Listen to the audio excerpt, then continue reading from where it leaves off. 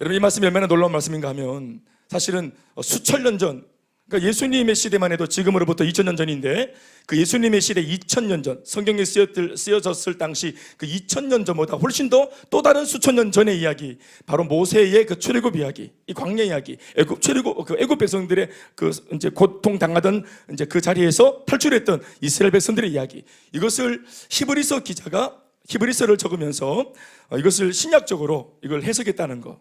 모세의 그 이야기를 이걸 신약적이란 말은 뭐냐면, 좀 어려운 말로 말하면 구속사적인 입장으로 이걸 명쾌하게 한 번에 그냥 단 몇 줄로 명쾌하게 설명했다는 거. 그러니까 구속사적인 의미는 뭐냐? 신약적인 해석, 구속사적인 해석이란 말은 무슨 말이냐면은 예수님이라고 하는 프리즘을 통해서 모세 이야기를 딱 이렇게 투영해서 설명을 했다 이 말입니다. 모세 시대에는 예수님이 안 계셨는데도 예수 그리스도라고 하는 이 프리즘을 통해서 모세 이야기를 딱 정리했다 이 말이죠. 아멘, 아멘. 그게 굉장히 놀라운 시견입니다. 영적으로 하나님께서 해안을 주셨기 때문에 히브리서 기자가 깨달아서 적어놓은 것입니다. 오늘 우리가 그걸 읽은 겁니다. 특별히 26절 말씀 보십시오. 모세 이야기를 다루는데 히브리서 기자가 뭐라고 적고 있습니까? 그리스도를 위하여 받은 수모를 이렇게 말하고 있죠. 그러니까 예수님을 위해서 받은 수모. 모세의 시대와 예수님의 시대는 수천 년의 갭이 있는데도 히브리서 기자는 이렇게 적었어요. 모세가 예수님을 모르는데도 예수님을 위해서 받은 수모라고 적고 있잖아요. 그러니까 이것이 굉장히 탁월한 해석입니다.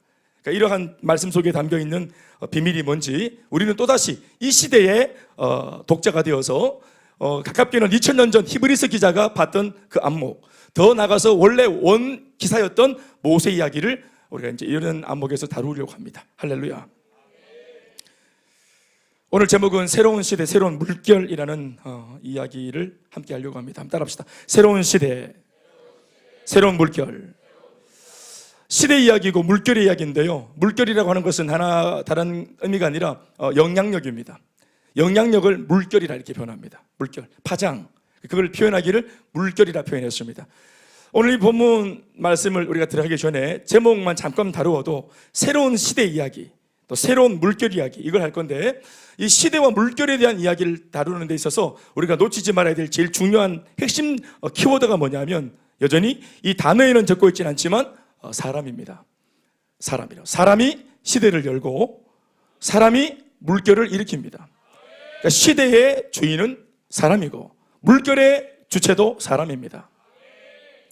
그래서 결국은 오늘 제가 사람 이야기를 할 겁니다. 제가 부목사 또 부교육자 시절을 한 10년 정도 했습니다. 그 시간으로 따지면 되게 짧은 시간인데 제 기억에는 굉장히 긴 세월 동안 부교육자 시절을 보낸 것 같아요.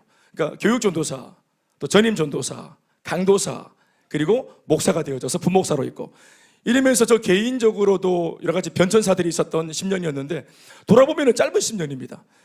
왜냐하면 제가 개척을 하고 지금 이제 13년째 들어왔는데 개척의 이 기간은 정말 얼마나 이게 빠르게 지나왔는지 모르겠어요. 주마등처럼 확 지나가는데, 근데 이 지난 그 전에 있었던 10년은 그렇게 오래 걸렸던 것이 이렇게 느껴져요. 그래서 그만큼 아마 그 세월 동안 만났던 사람들도 다양했고, 또 부목사 시절에 교회도 제가 4군데 정도 이제 이렇게 옮겨 다니면서 4군데에서 사역을 했던 것 같습니다. 그러는 중에 만났던 청년들도 많았고, 또 이런저런 에피소드도 참 많았습니다. 기억나는 에피소드가 많은데 그 중에 이런 그 여청년과의 대화가 기억이 납니다. 그때 수련회를 갈 때인가 이제 수련회를 가서 은혜 받으려고 모두가 준비하고 45인승 버스를 딱 탔어요. 근데 그 아이가 제 옆에 딱 앉았습니다. 맨 앞자리에 앉았는데, 그리고 이제 차가 출발해서 문 가고 있는데 한참 멍하니 앉아있던 이 아이가 저한테 말을 걸기를, 목사님은 세상에서 제일 무서운 게 뭐예요? 이렇게 묻더라고요. 아마 제가 피도 눈물도 없고 무서운 것도 없는 이상한 사람으로 봤던 것 같아요. 그게 궁금했던 것 같아요. 목사님은 뭐가 무서워요? 이게 그렇게 물었던 거예요. 그래서 제가 이렇게 묻는 아이를 이렇게 보니까 내게 물었지만, 질문을 했지만 진짜는 자기가 나한테 뭔가를 할 말이 있는 것이 있는 것 같아서 내가 되레 이제 반문에 물었습니다. 너는 세상에서 제일 무서운 게 뭐냐? 그렇게 물었어요. 그랬더니 여자아이가 하는 말이 사람이 변하는 거예요. 이렇게 말을 합니다. 내가 속으로 그렇구나. 사람이 변하는 게 무섭다. 이렇게 말하는 거예요. 그 말을 하는 이유를 알았죠, 제가. 왜냐하면은 그 당시 이 아이가 실연을 당했어요. 사귀던 오빠한테 차 있어. 실연을 준 게 아니고 제가 차 있다고. 그래가지고 한참만 마음이 안 좋아서 눌려 있는 걸 내가 이미 알고 있었습니다. 그래서 이 얘기를 꺼낼 때 제가 느낀 것은 지가 하고 싶은 말이 있구나 해서 제가 물은 겁니다. 되물은 거예요. 네가 말해봐라. 그래서 사람이 변하는 게 참 무섭다. 사람이 아니라 그 오빠야 새끼가. 죄송합니다. 굶는 새끼가 변심하기 나는 짜증나고 진짜 정말 겁난다. 살벌하네 세상 진짜. 이런 느낌을 가지고 얘기를 했던 것입니다. 그 저한테 다시 묻더라고요. 목사님은 뭐가 무서우세요? 나는 이렇게 얘기를 했습니다. 사람이 안 변하는 거.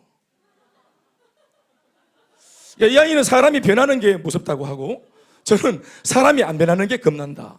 이렇게 말을 했죠. 그러니까 같은 질문인데 답이 다른 것처럼 보입니까? 이게 다른 것처럼 보이십니까?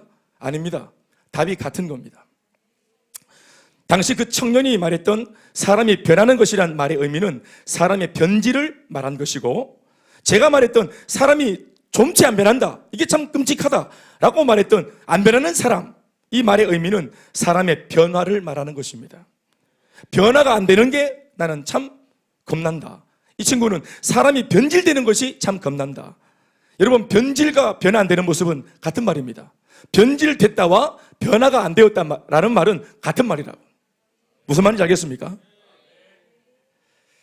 변질되는 사람과 변화 안 되는 사람은 같은 의미다 했습니다. 사람은 변화되지 않고 변화를 거절하고 또 변화가 일어났더라도 그 변화를 이제 이만하면 되었다고 멈추는 순간부터 변질되기 시작합니다.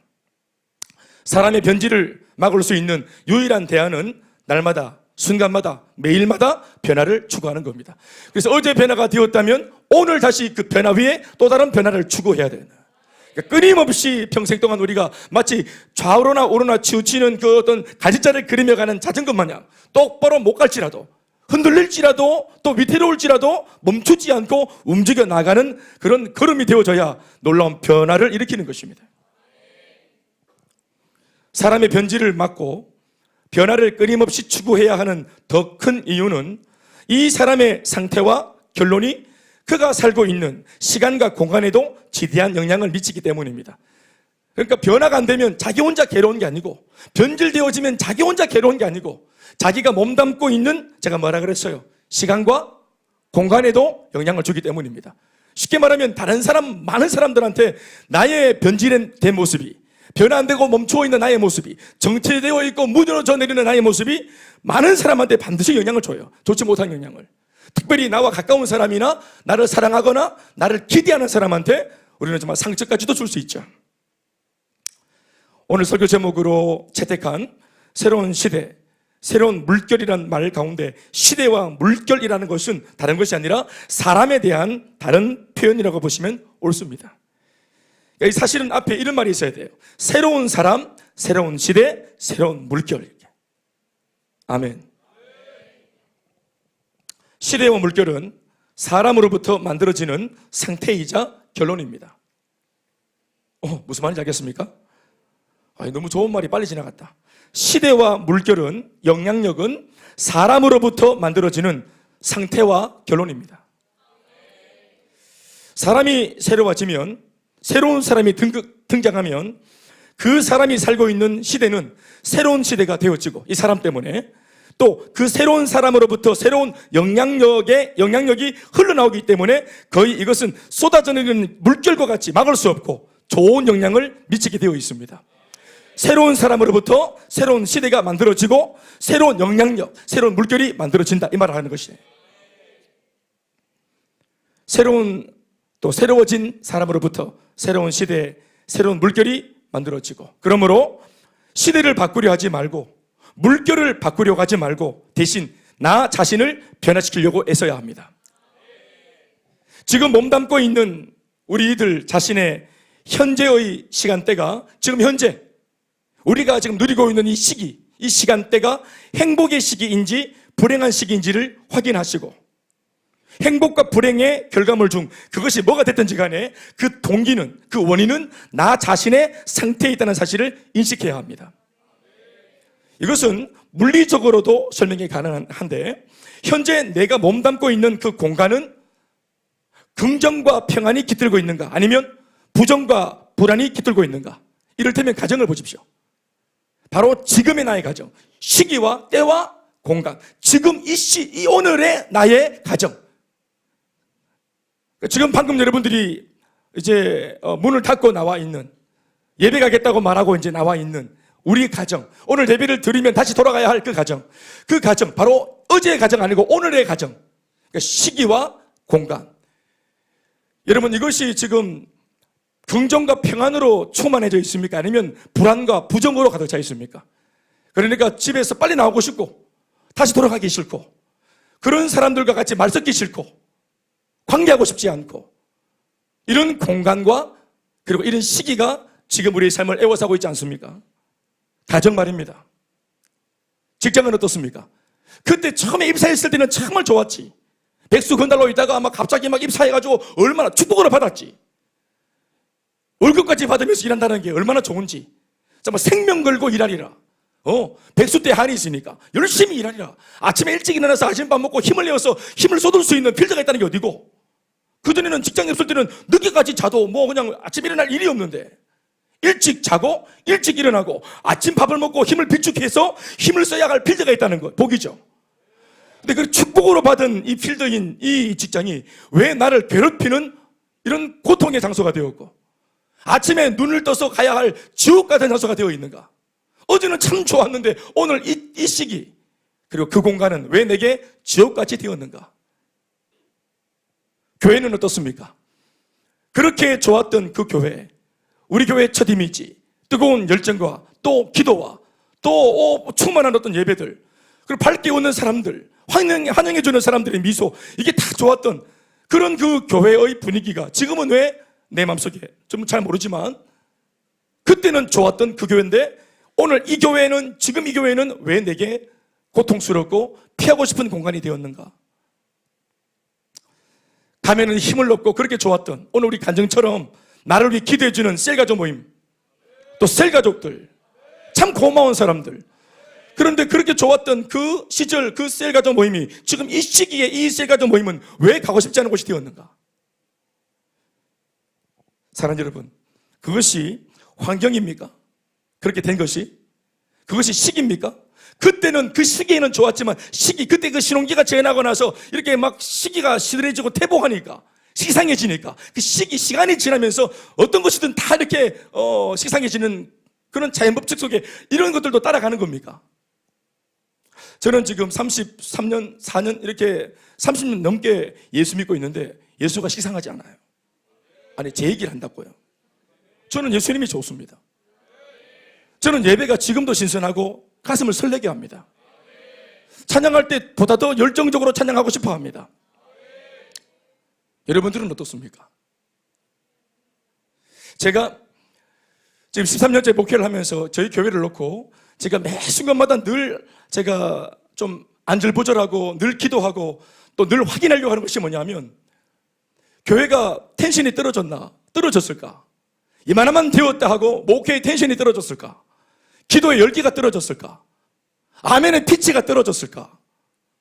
또 예전에는 저 혼자 사역을 했지만 함께하는 이제 공동체 이제 일꾼들이 많아지면서 담임 목사 탑 리더의 이제 이런 어떤 사역들을 이제 이양해주고 나누어주면서 함께하는 우리 부교육자들 또 함께하는 이제 최근까지 오신 이후 세대의 우리 교회 셀리더 일꾼들 또 국장들 이런 분들이 원년부터 달려왔던 그 척박했던 그 맨 땅에서 헤딩하고 막 몸부림치고 한번 생명력을 일으켜보려고 없는 데서 시작했으니까 가속이 안 붙었으니까 우리가 일으켰어야 되었으므로 야성을 가지고 기도하던 그 야성이 이게 퇴보되거나 변질되거나 이게 혹시 이렇게 마이너스로 하얀 곡선을 그리지 않을까? 또 그렇다면 어느 시점부터 그렇게 되는가? 어떻게 하면 돌아갈 수 있는가? 이런 것들에 대한 고민을 제가 버릇같이 계속하고 있습니다. 버릇같이. 이유가 뭘까요? 안 그러고 싶은 겁니다. 변질되고 싶지 않은 겁니다. 네. 한때 기분으로 좋았던 복음, 한때 내 기분으로 좋았던 예수, 한때 기분으로 분위기 때문에 좋았던 교회, 그것은 여러분 진짜 복음이 아니고 진짜 교회가 아니잖아요. 아멘, 아멘.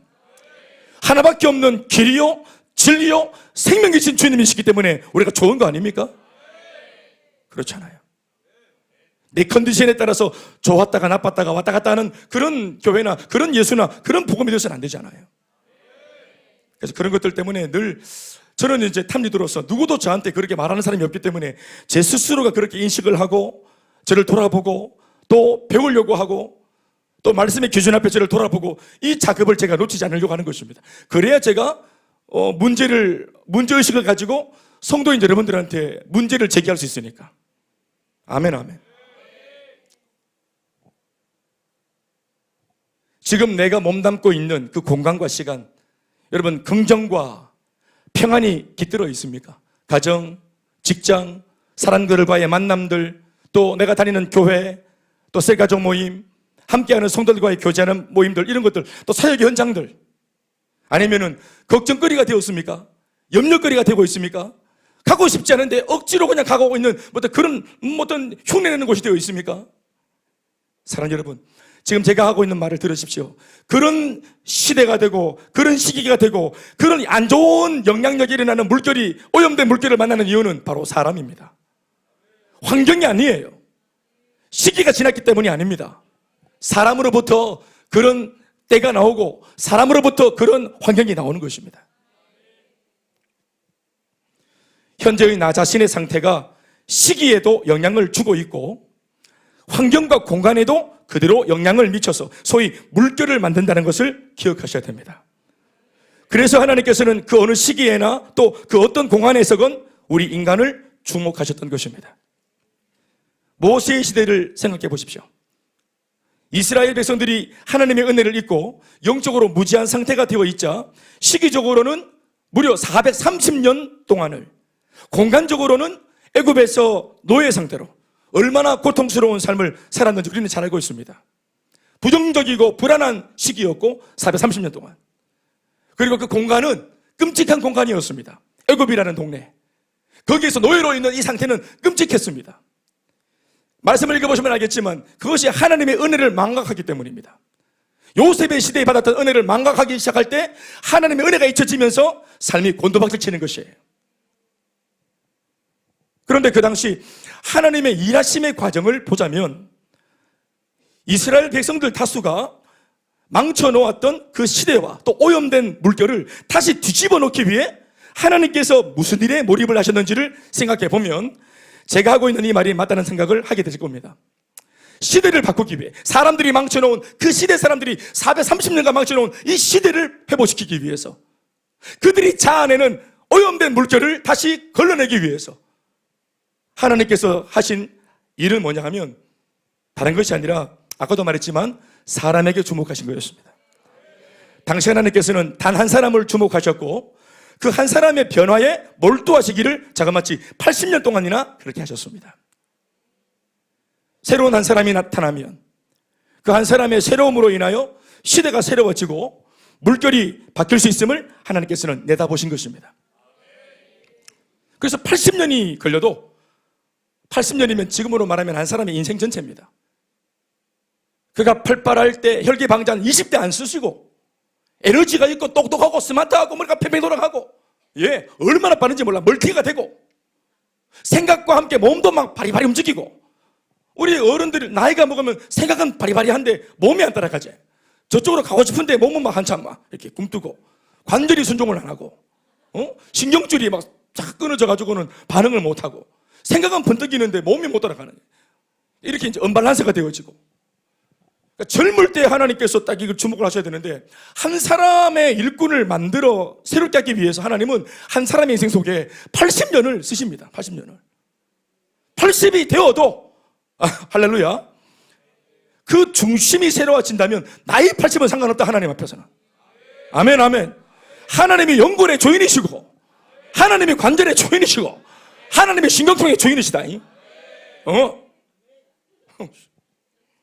하나님은 그거 상관없어요. 우리의 버지, 우리의 무좀, 관심, 하나님은 상관없어. 다 쓰실 수 있어요. 역사하셔서. 머리 빠져도 하나님 쓰시고, 이가 빠져도 하나님 쓰신다. 중요한 것은 그 모습이 아니라 그 중심이 반듯하게 세워질 때, 그때를 놓고 인내하고 기다리고 84를 놓고 기다린 게 아니라, 진짜 자기 자아가 빠져나가고 변화의 조짐이 있고 새로워진 그때가 모세 나이 80이었던 겁니다.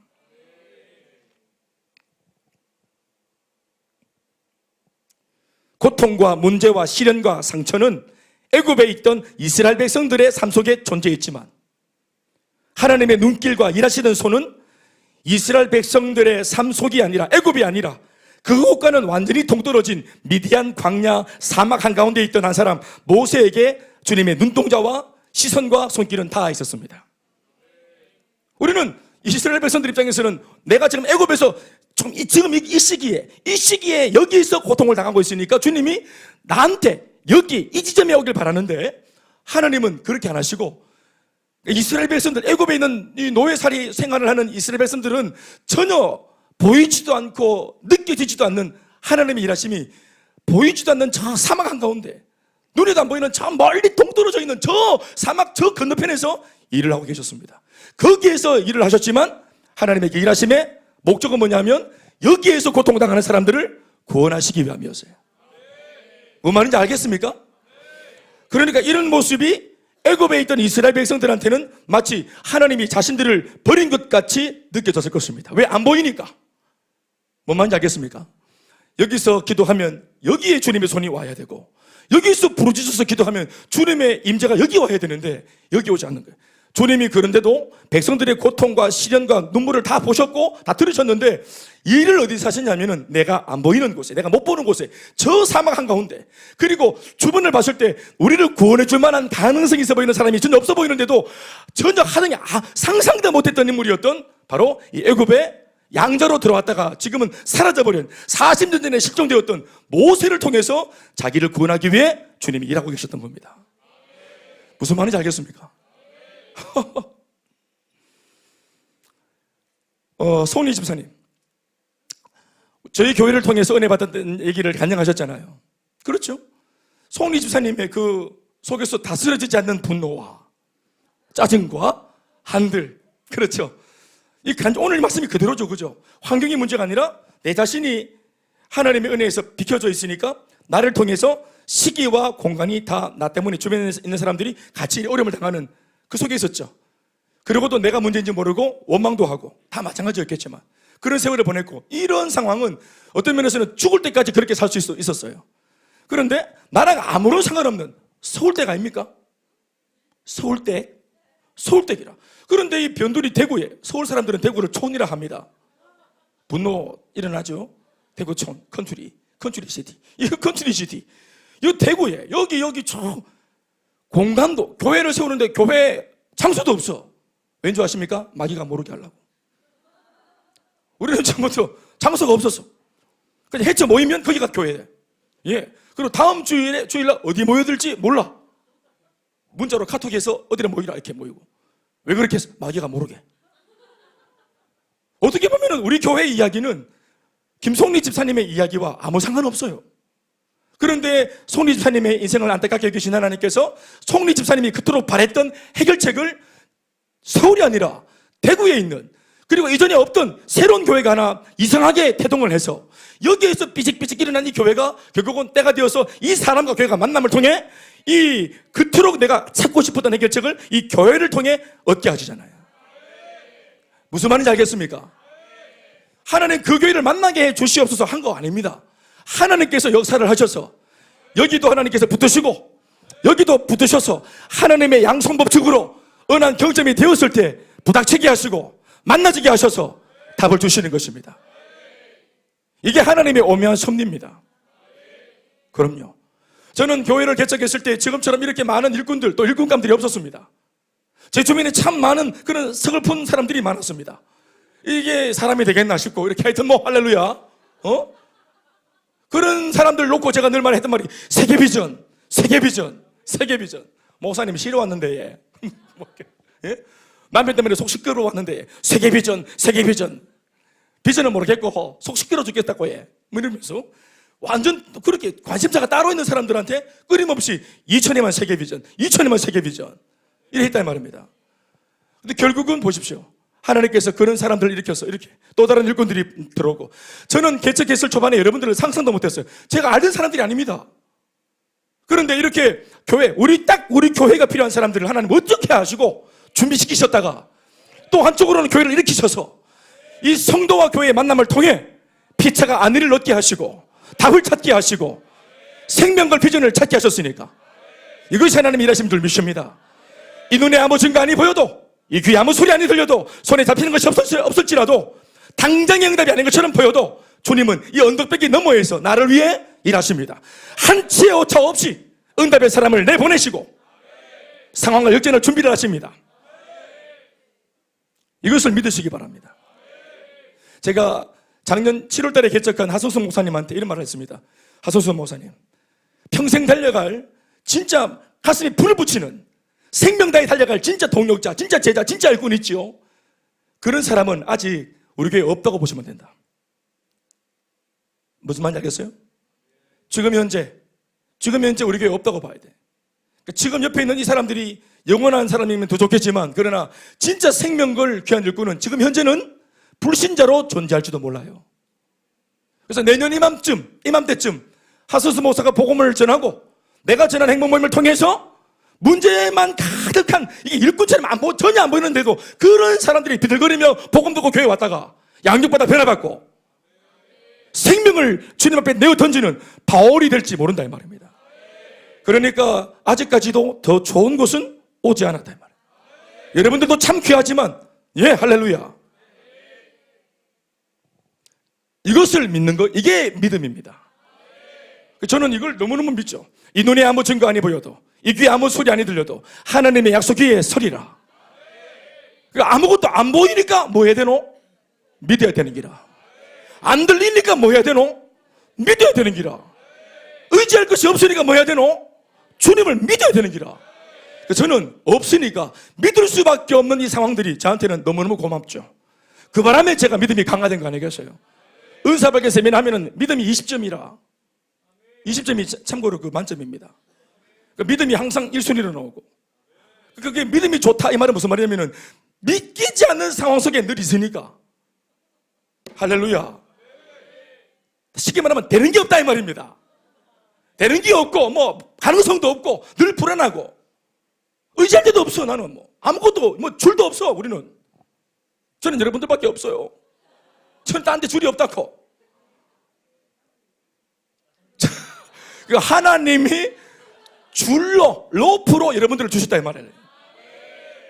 그러니까 이게 불안하고, 그렇게 또 웃긴 거는 제가 이 인생 스타일이 지금도 불안한데 어떤 걸 결정할 때 더 불안한 상태로 결정을 합니다. 이 상황을 더 불안한 쪽으로 몰아가죠. 이 결정을 하면 더 불안해지는데 더 불안한 결정을 해버립니다. 이게 믿음 아니면 똘끼라. 이게 믿음 아니면 똘끼.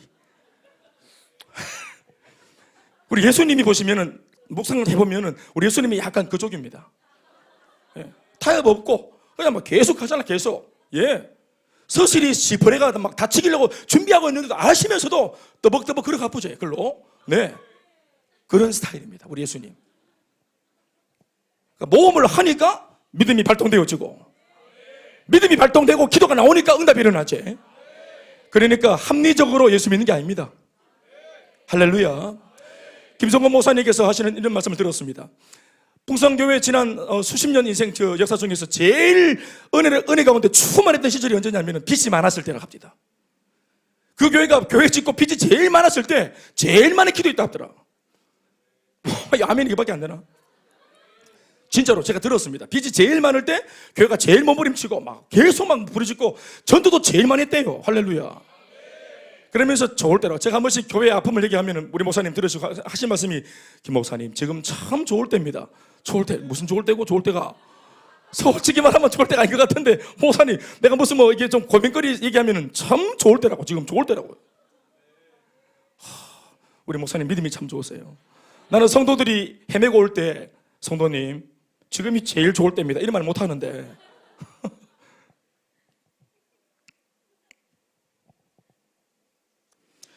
이런 모습이 애굽에 있던 이스라엘 백성들한테는 아까도 말했지만 하나님의 침묵처럼 느껴집니다. 하나님 뭐 하시노? 430년 동안이나 뭐 하시노? 그러나 그렇지 않습니다.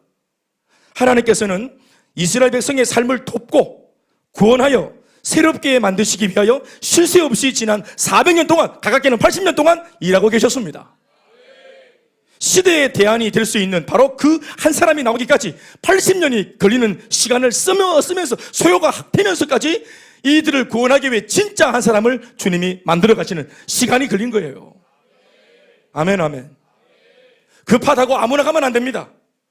이스라엘 백성들 지금 당장 구원해야 되니까 급하다고 아무나 막 서리건 사람들, 덜 된 사람들, 이제 막 양육반 나온 사람들 보냈다가는 다 도망가 본다. 제자학교 검증하고, 제자대학 1학기 검증하고, 아멘이 모양이고, 제자대학 2학기 졸업도 해가 검증하고, 작은 미션부터 맡겨서 충성되게 간다 하는지를 그 마음의 중심을 살펴보고, 시험하고, 검증하고, 진짜인지를 드러내어서 그 진짜가 가야 다 살리는 겁니다. 그럼요.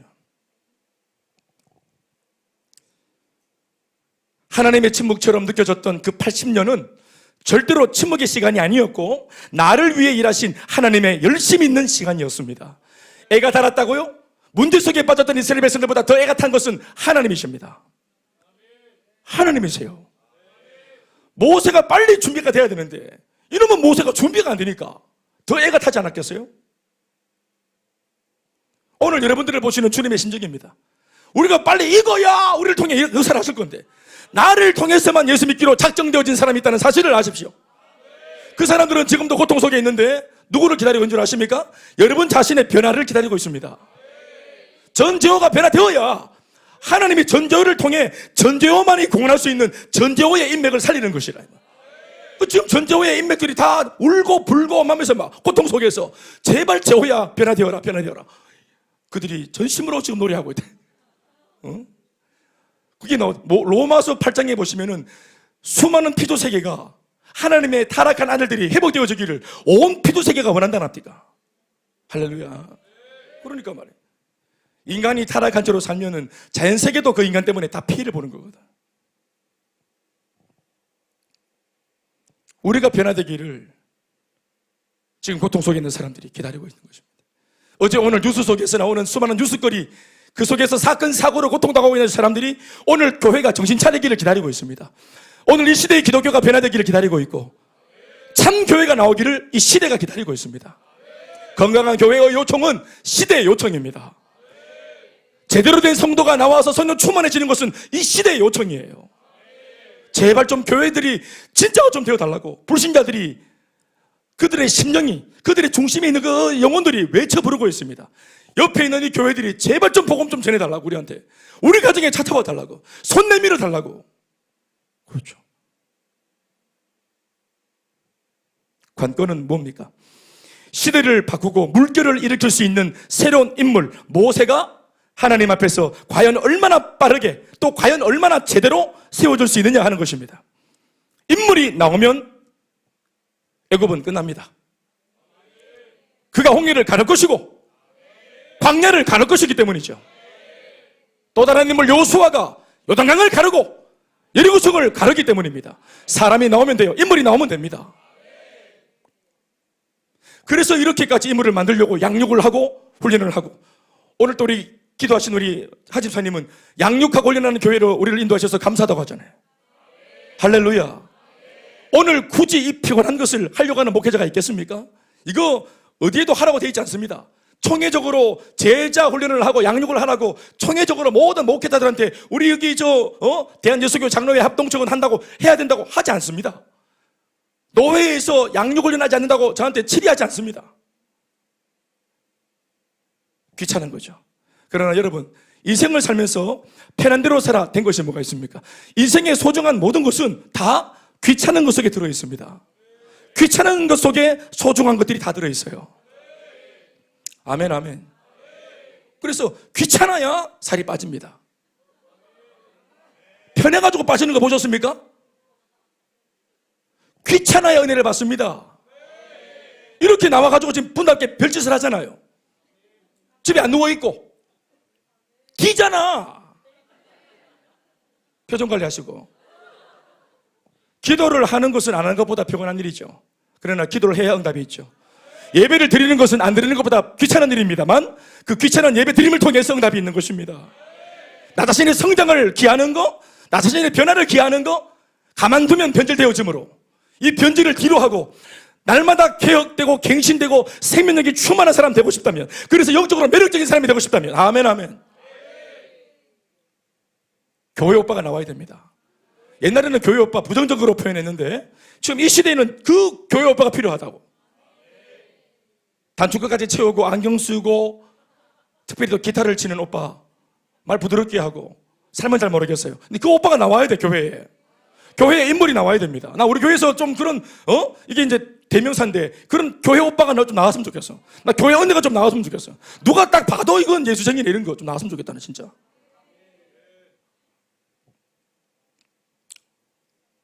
모세는 80세에 비로소 하나님 앞에 완성되었습니다.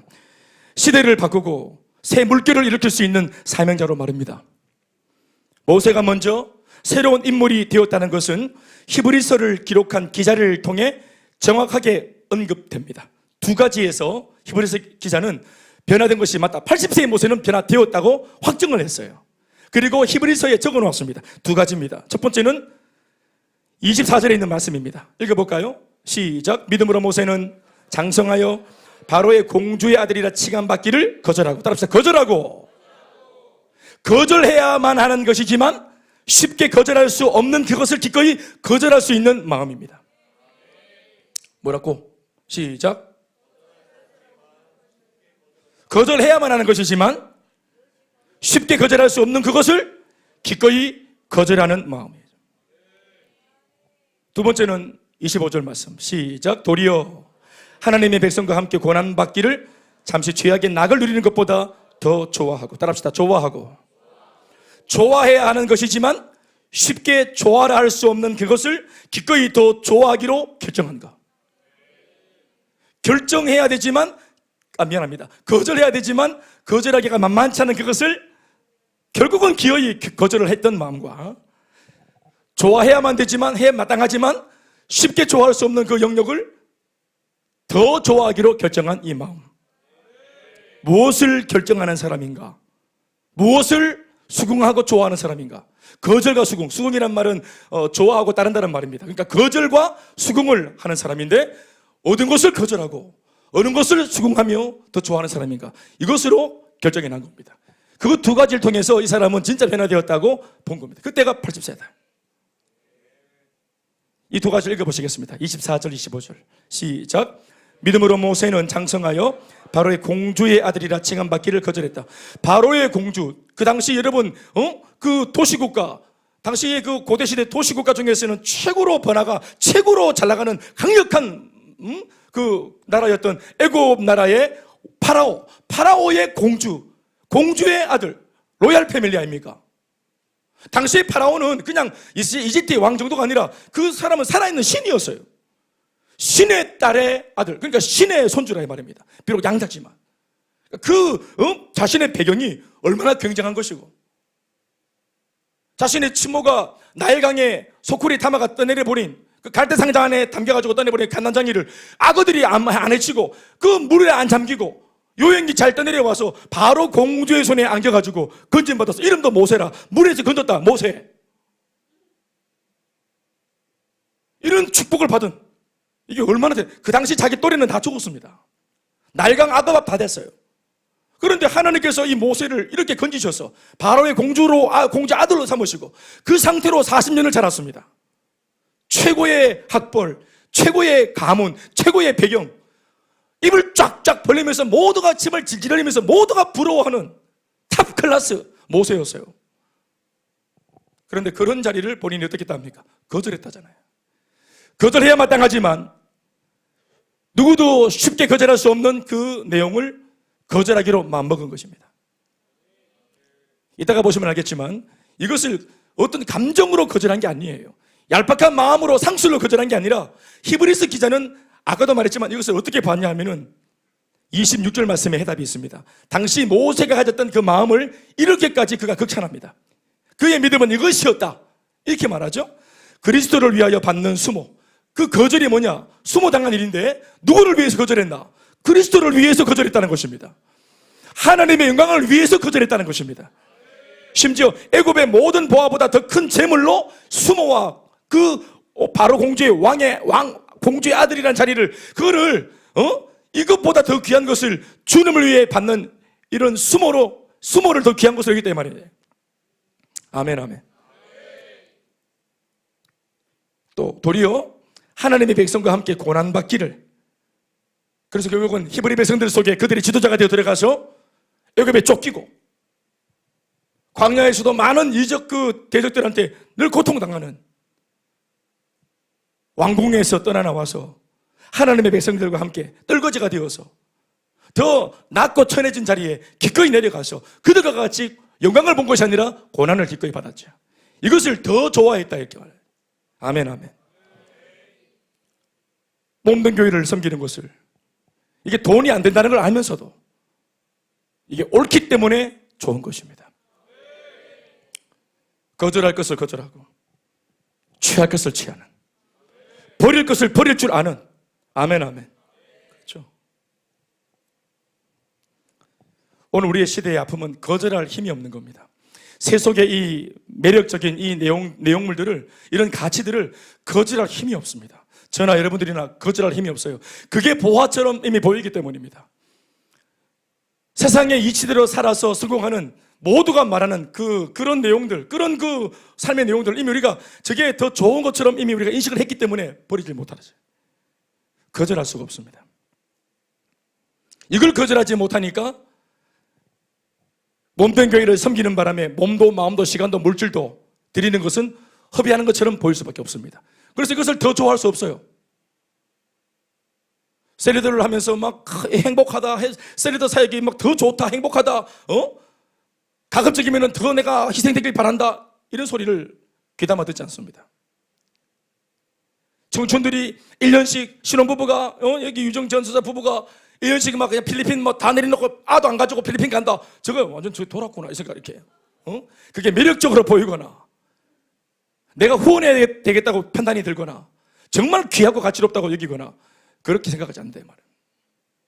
그냥 인간적으로 목사님하고 친하니까 가는구나. 목사님한테 된통 걸렸구나. 그래서 가는구나. 진짜 가치 있는 것을 가치롭게 보지 못하는 그리스도인, 그게 얼마나 큰 문제입니까? 병든 그리스도인입니다. 세상 사람들은 그것을 가치롭게 못 봐도 예수를 믿는 사람들은 신앙 안에서 무엇이 가치로운지를 알아먹어야 되지. 내가 못 살아도 적어도 알아먹기는 해야 되지. 그렇지 않습니까?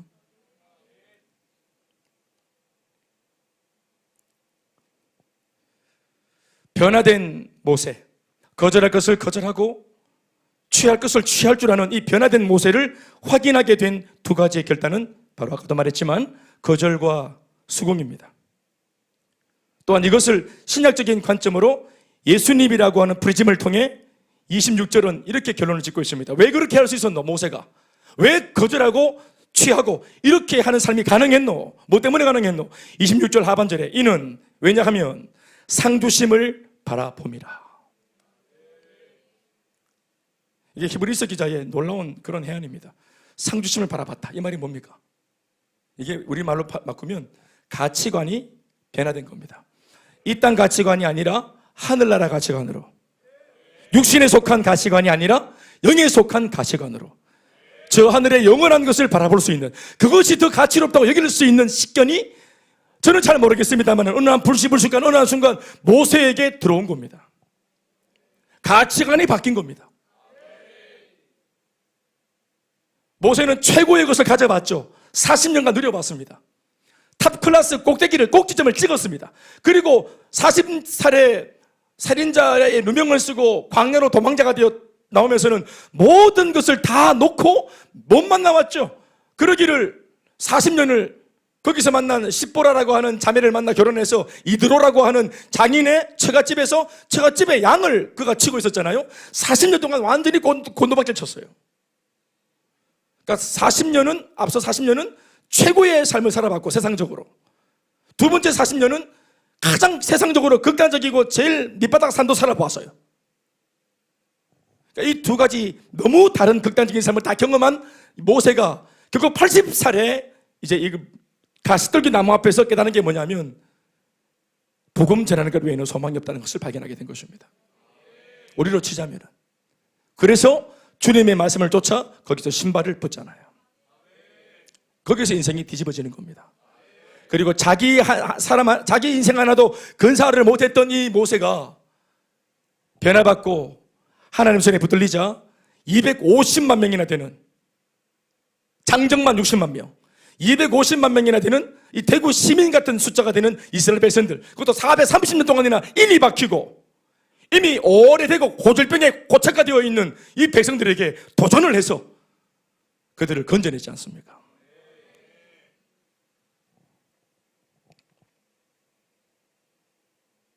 인생을 이렇게 살 수 있다고 이 본문이 우리한테 보여주는 것입니다. 새로운 사람이 나오니 그 모세를 통해 거절할 것을 거절할 줄 아는 사람, 취할 것을 취할 줄 아는 사람, 그게 새로운 사람이거든요. 그러니까 모세가 나오기 전까지 인생이 어땠냐면은 잘못된 거절을 하고 살았어요. 사람들은 잘못된 수긍을 하고 살았어요. 하나님을 거절했잖아요. 은혜를 거절했잖아요. 순종을 거절했잖아요. 그리고 세상 앞에 머리 숙였잖아요. 거절과 수긍이 뒤집어지니까 인생 전체가 노예가 돼버렸잖아요. 그러니까 새로운 시대가 아니라 어두운 시대가 왔고, 그들 때문에 새로운 물결이 아니라 오염된 물결이 그 타락한 죄인으로부터 나왔지 않습니까? 이것을 뒤집기 위해 필요했던 것이 바로 모세였다 이 말입니다. 모세가 새로운 시대에 새로운 물결을 일으켰습니다.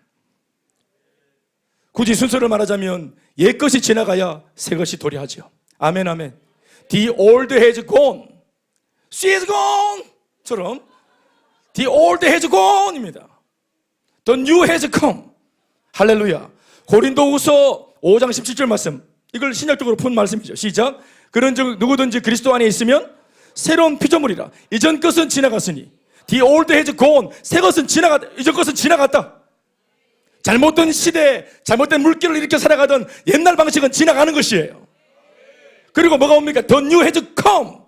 새로운 것이 오는 것입니다. 아멘 아멘. 새로운 것이 도래하기 위해서는 새로움을 방해하는 낡은 것이 지나가야만 가능합니다. 새 부대가 되어져야 새 포도주를 줘도 담을 수 있습니다. 우리 자신의 변화가 먼저 있지 않고서는 은혜를 부어줘도 담을 수 있는 힘이 없고, 축복을 줘도 축복을 은혜로 못 씁니다. 낡은 것이 지나가고서야 비로소 새로움이 그 빈자리를 채울 수가 있습니다. 먼저 버려야 합니다. 그래서 먼저 피워야 합니다. 타락한 인간들이 망쳐놓은 그 낡고 후패한 이 죄 많은 인생의 세상에 이전에 없던 새로운 것이 최초로 찾아온 사건이 있었는데, 그 새로운 사건이란 바로 예수 그리스도의 이 땅에 찾아오신 성육신 사건입니다. 저는 여러분들에게 옛것이 지나가야 새것이 온다고 말씀드렸습니다. 그러나 옛것이 지나가게 되는 것은 절로 되는 것이 아니라 사람들의 결단과 회개를 통해서만 가능합니다. 그러니까 옛것이 이게 잘못되었다고 이걸 회개하고 돌이키려면은 이게 잘못되었다는 것을 인식할 수 있는 식견이 와야 되겠죠. 아멘 아멘. 선과 악을 분별할 수 있는 식견이 와야 되겠죠. 아닙니까? 그러니까 뭔가 잘못되었다고 말하며 이게 올드의 삶이다, 이게 낡고 후패한 삶이다라고 느끼면서 이거를 손에서 놓기 위해서는 먼저 선행되어질 것이 있어요. 궁극적인 선행되어져야 할 궁극적인 것이 있어요. 그게 뭐냐면은 바로 진짜 새로운 것이 와야 됩니다. 맨 처음에는. 아멘 아멘. 다시 말합니다. 사람이 잘못되고 낡은 것을 먼저 버려야 새로운 삶으로 나갈 수 있습니다. 옛 것을 버려야 새 것을 만들어낼 수 있어요. 그러나 내가 이것이 잘못되었다, 오래되었다, 낡은 것이다라고 인식하기 위해서는 새 것의 기준이 와야 됩니다. 그게 바로 그 새 것을 주기 위해서는 이 땅에는 그것이 없기 때문에 영의 세계에서 하나님께서 새로운 기준으로 예수님을 이 땅에 보내신 것입니다. 진짜 새로운 것을 보내셨어요. 그래서 복음으로 우리들에게 은혜를 끼치시고, 누구든지 복음을 들으면 이때까지 내가 살았던 삶은 잘못되었다는 것을 인식할 수 있는 영적인 식견이 생기도록 하셨습니다. 이걸 깨닫고 회개할 때 옛것은 지나갑니다. 그리고 한 번도 경험하지 못한 새 것이 옵니다. 이렇게 하나님께서는 인간 사회에 개입하셔서 인간들의 인생을 통해서 스토리를 써내려가기를 원하십니다. 예수 안에서 그가 내린 남다른 선택. 이전에는 모를 때는 몰랐지만 이제 예수 안에서 영적인 눈이 밝아지고 난 뒤에 그가 내리는 새로운 거절해야 될 것을 거절하는 용기. 이때까지 한 번도 저것이 참 좋다라고 생각하지 못했던 것들을 이제부터는 좋은 것이야 라고 말할 수 있는 그런 놀라운 결단들. 그렇죠. 주님이 오시기 전까지, 복음이 우리를 눈뜨게 하기 전까지 우리는 이 세상을 거절해야 되는 것이라고 느끼지 못했잖아요. 오히려 가지기 위해서 추구하지 않았습니까? 주일날 오히려 샷다문을 내리고 예배드리고 힘과 몸과 시간과 물질을 다해서 하나님을 섬기고 찬양하고 내 몸을 쓰는 거, 이것은 어리석은 것이었지 좋은 것이 아니었잖아요. 우리는 이렇게 사는 삶에 대해서 전혀 우리는 몰랐어요. 예수님 안에서 추구했던 세상적인 인생은 이것이 거절해야 될 것이었으며, 가치가 없다고 여겼던 이 교회 안에서의 여러 가지 문화들은 추구해야 될 것인 것을 알게 되었습니다. 이 말을 하려고, 이 말을, 이걸 인식한 사람이 새로운 사람이에요. 그리고 그 사람으로부터 새로운 시대가 오고 새로운 물결이 일어납니다. 그럼요. 저는 동촌 양아치 아닙니까? 복음 안에서 제가 새로워졌잖아요. 교회를 개척하고 세우는 거 고되고 힘든 일입니다. 이거 거절하고 싶은 일이죠. 제가 간증에도 말씀드렸잖아요. 심지어 신학을 했어도, 목사가 되었어도 가급적이면 거절하고 싶은 것이 두 가지가 있다 했죠. 개척하는 거하고 선교하는 것이었어요. 목사가 임에도 불구하고 제 머릿속에 저건 개고생이다 생각했기 때문이죠. 두려운 것이었습니다. 그런데 복음을 통해 양육을 받으며 제 가치관이 변화되고 나서 가장 하고 싶은 것이 개척이 되었고 선교가 되었습니다. 인식의 전환이죠. 그 깨달음이 깨달음으로만 있지 않고 오늘 그 깨달음이 제 안에 결단으로 일어나면서 없는 교회를 개척하게 되고 오늘 우리의 만남이 여기서 만들어진 것입니다. 부족하지만 저 한 사람의 작은 깨달음과 변화가 보십시오. 오늘 이 교회를 함께 만나도록, 우리의 만남이 이루어지도록 그게 동기가 되고 계기가 되었던 것입니다. 제가 하는 말은 그것이 한 사람의 목사의 이야기가 되어서는 안 되고 이곳에 있는 성도인 여러분들의 이야기가 되어야 합니다. 그냥 저냥 살아서는 안 됩니다. 이 악하고 음란한 세대 속에서도 하나님은 하나님스러운 인생, 그리스도다운 결정을 할 수 있는 그런 인생들을 기다리시고 그러한 사람들의 결정을 통해 이 시대에도 이러한 결정이 통할 수 있음을 보여내고자 하십니다. 그래서 스토리가 필요하신 거예요. 주님은 거절할 걸 거절하고 취할 걸 취하고 사는데도, 이 시대에 그렇게 사는데도, 마치 역행하는 것처럼 사는데도, 말씀대로 사는데도, 기도하고 성령을 따라 사는데도 되더라. 이 스토리를 통해서, 우리의 삶을 통해서 사람들한테 보여주고 싶으신 거예요. 그래서 우리 인생은 스토리가 중요합니다. 스토리가 있어야 돼요. 그냥 살면 안 되고 하나님과 함께 살면서 스토리가 있어야 된단 말입니다. 우리 교회를 개척하여 시작하면서 저 자신이 하나님 앞에서 간곡히 드린 기도가 바로 이겁니다. 스토리. 그래서 제가 하나님만이 역사하신 스토리, 우리 교회 안에 사람이 한 거 아니고 하나님만이 하신 하나님스러운, 복음스럽고 주님 닮은 이야기들. 아멘, 아멘. 순전히 복음만으로 일어난 스토리들. 그래서 제가 사람들의 손 내미는 것들을 거절했고, 여러분들은 잘 모르십니다. 그 싸움이 치열했습니다. 쉬운 방법이었지만 돈을 택하거나 사람의 손을 잡았으면 문제는 쉽게 넘어갈지 모르지만 이야기에 물이 타는 거예요. 주어가 하나님이어야 되는데, 주어가 복음이어야 되는데, 아멘, 아멘. 복음 하나로 맨 땅에 띵할 수 있다. 그래서도 할 수 있다, 교회를. 이 스토리가 나와야 제 후배들이, 오갈 데 없는 후배들, 여러분 이 시대에 우리 부목사들이 갈 데가 없어서 선교를 합니다. 청빙을 하지 않는 교회, 나를 안 불러주는 교회, 이 정도의 스펙으로는 어느 교회도 청빙마다 모사가 될 수 없어요. 단임 모사가 될 수 없어요. 적어도 미국에 갔다 와서 물 먹어야 돼. 외국 물 먹어야 돼. 유학 갔다 와야 돼요. 50명 정도 모이는 교회가 하나 비워보십시오. 그런 교회도 유학파 모사님들 서류가 50장씩 쌓입니다. 서로 가려고. 갈 데가 없어요. 그러니까. 그래서 너무 비참하지만 갈 곳이 없어서 선교를 갑니다.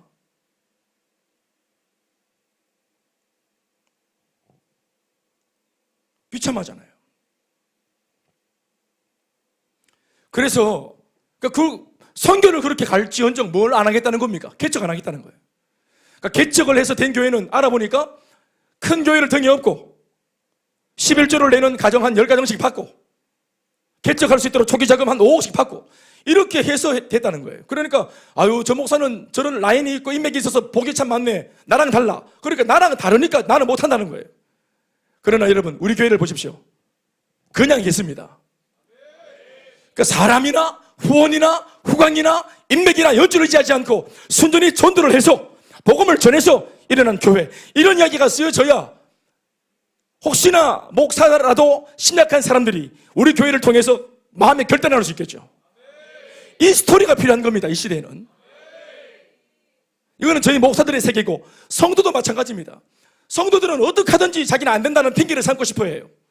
성도로서, 이 시대 성도로서 교회를 다니고 뭐 할 거 다 하고 섬길 거 다 섬기고 봉사할 거 다 하면서 직장 생활하고 어렵잖아. 그러니까 적당히 하는 거지. 핑계 삼고 이것을 마치 무슨 새로운 기준처럼 삼고 있는데 이런 이상한 교회, 이상한 성도들이 나와서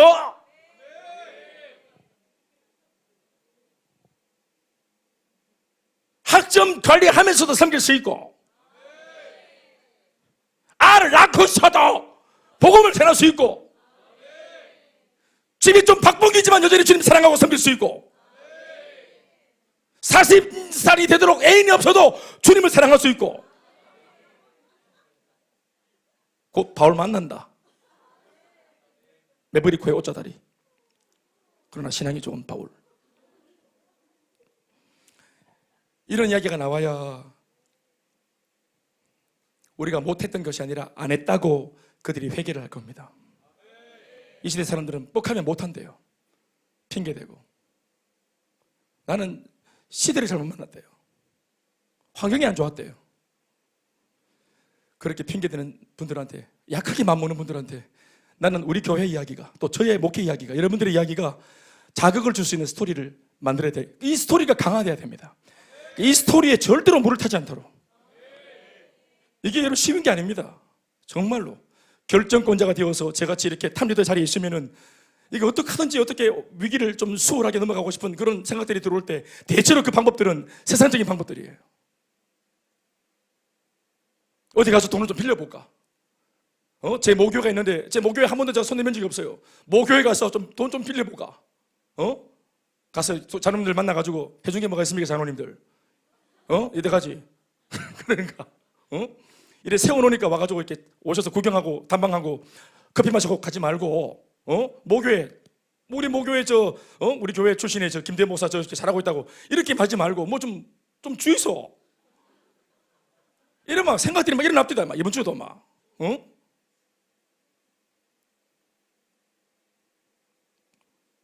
성도들과 같이 진짜 아무것도 의지하지 않고 순전하게 복음을 전했어. 여기까지. 사실 오늘아 정말 하나님이 하셨지만 현장에 있는 우리들도 진짜 고생 많이 했죠. 그래서 리더 마음에는 좀 수월하게 갈 수 없나? 이만하면 됐다 아이가. 여러분들이 말 안 해도 예배 짧게 하고 양육을 한 1년 정도는 안식년 해가 나 다시 이쁘고 나도 마음속에 그런 생각이 많습니다. 네, 없는 줄 아십니까? 그런데 언제 정신이 차려지냐면은 선배들 만나서 네트워크에서 만나잖아요. 그분들이 두날개를 실패한 얘기를 해줍니다. 간증을 해줍니다. 목사님 우리가 그때 씻습니다. 그때 씻어요. 우리 그때 그만뒀습니다. 우리 그때 한 해만 쉬자 하고 다 멈췄습니다. 그러다가 완전히 무너졌다. 간증을 내가 듣습니다. 나는 또 그런 간증을 왜 듣겠어요? 나 안 들으면 좋겠는데 하나님이 듣게 하십니다. 정확하게 내 상황을 아시고 끊임없이 들어오는 하나님의 말씀은 태엽하지 마라. 야합하지 마라. 지혜인 것처럼 김 목사 네 그렇게 하지 마라. 그거 지혜처럼 너 둔갑시키지 마라. 정직해라. 와 이제 50 넘어가고 하니까 쫄리나 김 목사? 체력 안 되니까 쫄리나? 니 내보고 주님 하시는 말씀이 물론 하나님께서 이렇게 말을 말씀하셨겠어요? 두려워하느냐 아들아 이렇게 했겠지. 쫄리나? 쫄리나? 사실 쫄리거든요. 쫄립니다.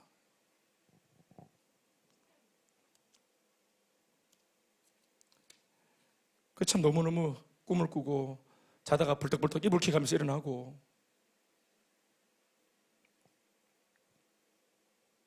그러나 결국은 내 뜻대로 하지 마시고 하나님의 뜻대로 되는 교회가 되길 원합니다. 이 잔을 우리에게 옮기지 마시고 주님, 우리가 달게 받아들게 해주십시오.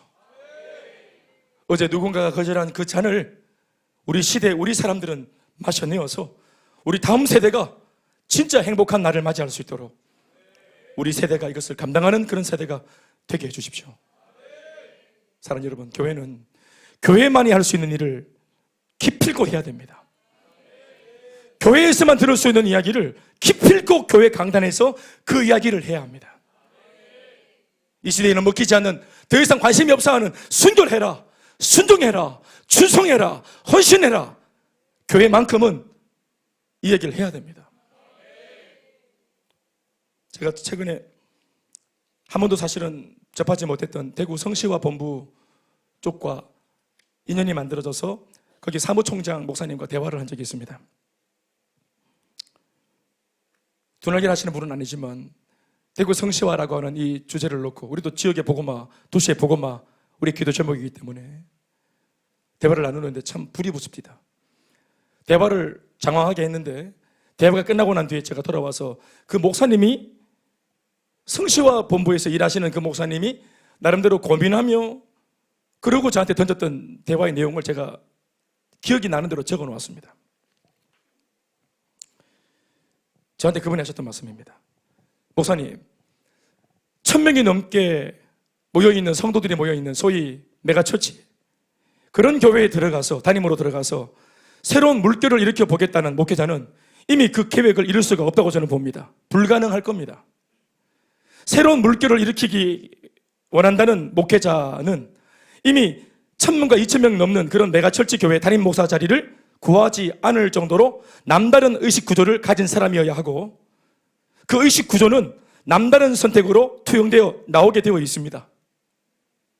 그리고 이 일반적이지 않은 선택에서부터 시작해서 자신 안의 스토리를 만들어가게 될 겁니다. 다 만들어져 있는 교회에 탁 가서 두려움으로 가서 끌고 가는 게, 그래서 뭐 새 물결을 일으키겠다, 설득 적이 있습니까? 누가 그런 이야기에 귀를 기울이겠습니까? 아버지 잘 만나서 부자 되고, 할아버지 잘 만나서 부자 되고, 그러면서 부자 되는 비법, 이렇게 말하는 그 사람의 간증을 누가 듣겠어요? 아버지, 할아버지가 비법인데, 그러면 우리 아버지는 다시 태어나야 됩니까? 그거를 비법이라 말하면 그건 니만 이야기지, 이게 내 얘기냐 이 말입니다. 라고 그분이 말씀을 하셨습니다. 세상을 크게 움직이고 스토리를 만들고 싶고 감동시켜 주목받게 만드는 이끌림이라는 것은 바로 이런 남다른 선택에서 온다고 그분이 말씀하십니다. 사실 이렇게 멋있게 말한 건 아닌데 제가 좀 이렇게 붙였습니다. 무슨 말인지 이해되십니까? 그렇죠. 이 의식 구조가 뭐냐 하면은, 큰 일을 하려면 화려하고 큰 배경이 있어야 된다는 그런 생각입니다. 뭔 말인지 알겠습니까? 그래서 기독교가 말똥 냄새가 나는 말구유에서 시작한 겁니다. 왕궁에서 시작한 기독교가 아니라 말이 있는 외양간에서 저 말밥그릇에, 구유에 예수님이 나신 겁니다. 기독교가 거기서 나왔기 때문에 사람들이 우습게 봤고 마귀도 우습게 봤고, 그러나 담아놓은 말구유는 우스꽝스러운 것이었지만 그 우스꽝스러운 형식 속에 담겨있는 이 예수가 진짜였기 때문에 세상을 뒤집은 것입니다. 오늘 우리 집이 좀 가세가 기울고 가난하면 어떻습니까? 말구유입니다. 뭐 어떤데요? 좀 가난합니까? 말구유입니까? 오늘 타고 온 자동차가 말구유입니까? 오늘 살고 있는 집이 말구유입니까?